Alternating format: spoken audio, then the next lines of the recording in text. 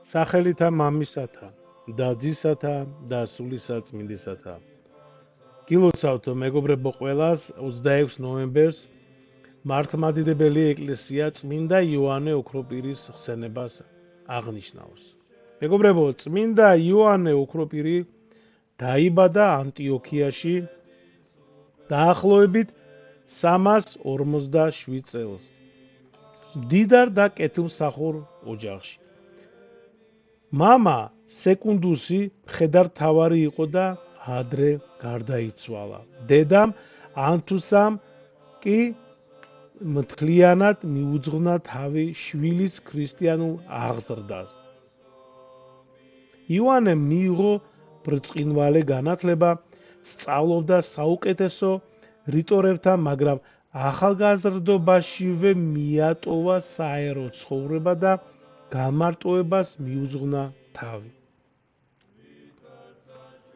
მეგობრებო, დედის გარდაცვალების შემდეგ გაანაწილა, ასე თქვა, დაურიგა ეს ქონება ქლახაკებს და გაათავისუფლა მონები და მონაზვნად წავიდა. მონასტერში მკაცრად იღვაწა, დაწერა თხზულებები მღვდლობისა და სულიერი ცხოვრების შესახებ.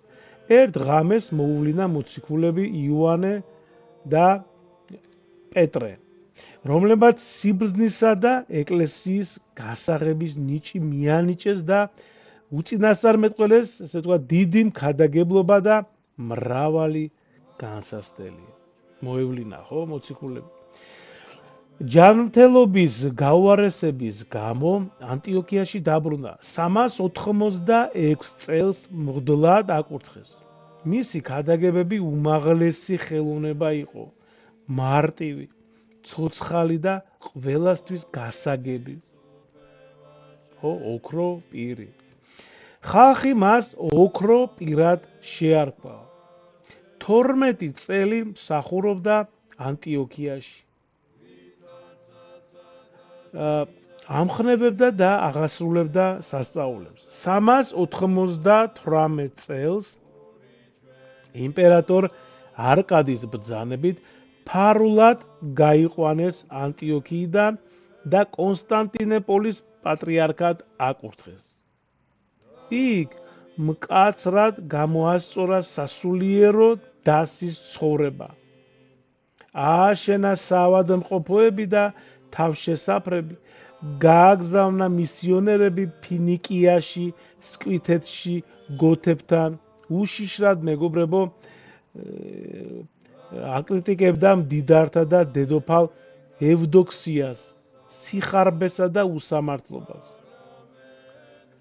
მტრებმა თეოფილე ალექსანდრიელმა, ევდოქსიამ და სხვებმა 400 წელს უკანონო კრებაზე განაგდეს.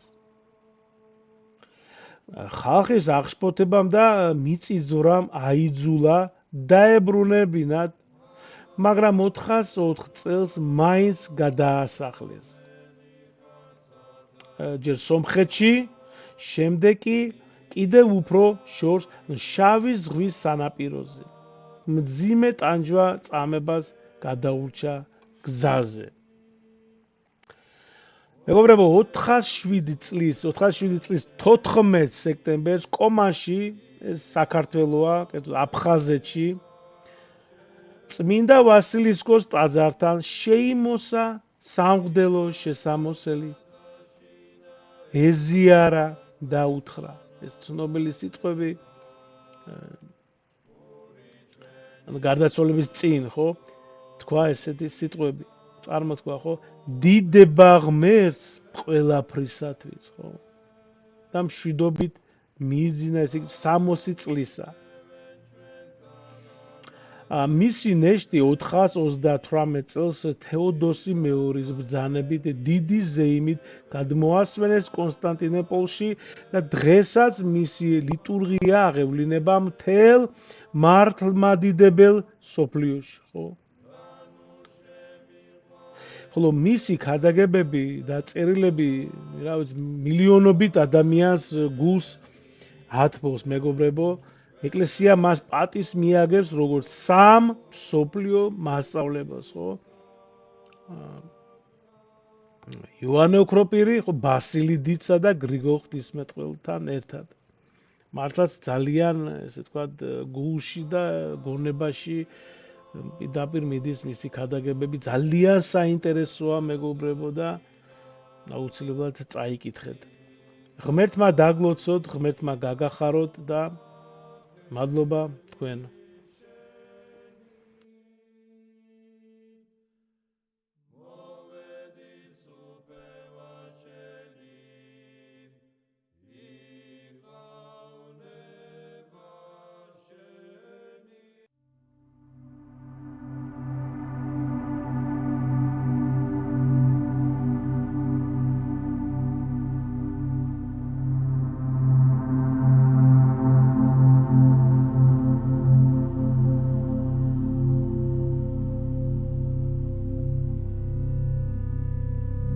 Thank you.